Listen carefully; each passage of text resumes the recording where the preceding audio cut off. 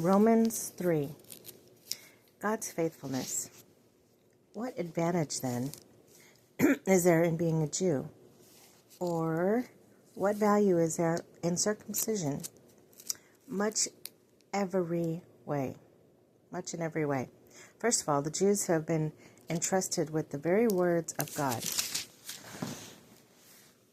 What if some were unfaithful? Will their unfaithfulness nullify God's faithfulness? Not at all. Let God be true and every man be a liar, as it is written, so that you may be proved right when you speak and prevail when you judge. But if our unrighteousness brings out God's righteousness more clearly, what shall we say? That God is unjust in bringing his wrath on us? Am I using a human argument?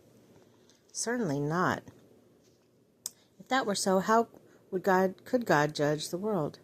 Someone might argue, if my falsehood enhances God's truthfulness and so increases his glory, why am I still condemned as a sinner?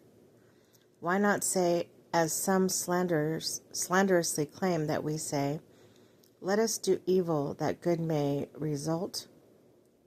Their condemnation is just. No one is righteous. What shall we conclude then? Do we have any advantage? Not at all. For we have already made the charge that Jews and Gentiles alike are all under the power of sin. As it is written, there is no one righteous, not even one. There is no one who understands. There is no one who seeks God. All have turned away. They have together become worthless. There is no one who does good, not even one. Their throats are open graves. Their tongues practice deceit. Their poison of vipers is on their lips. Their mouths are full of cursing and bitterness. Their feet are swift to shed blood. Ruin and misery mark their ways, and the way of peace they do not know. There is no fear of God before their eyes. Now we know that wherever the law says, it says it to those who are under the law, so that every mouth may be silenced, and the whole world held accountable to God. Therefore, no one will be declared righteous in God's sight by the works of the law. Rather, through the law that we became conscious of our sin. Righteousness through faith.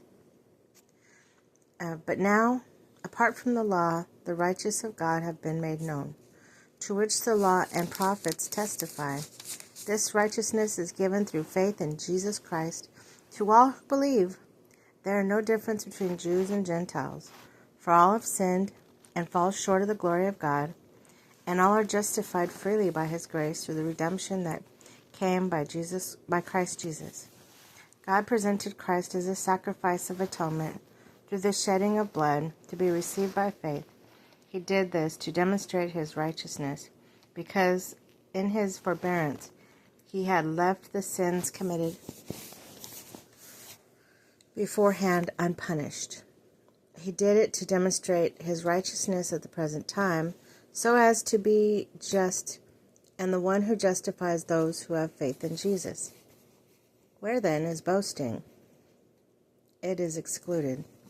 Because of what law? The law that requires works? No, because the law that requires faith.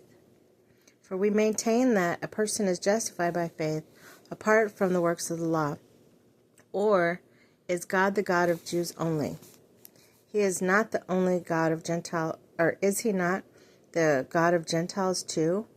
Yes, of Gentiles too, since there is only one God, who will justify the circumcised by faith and the uncircumcised through that same faith. Do we then nullify God's law by this faith? Not at all. Rather, we uphold the law.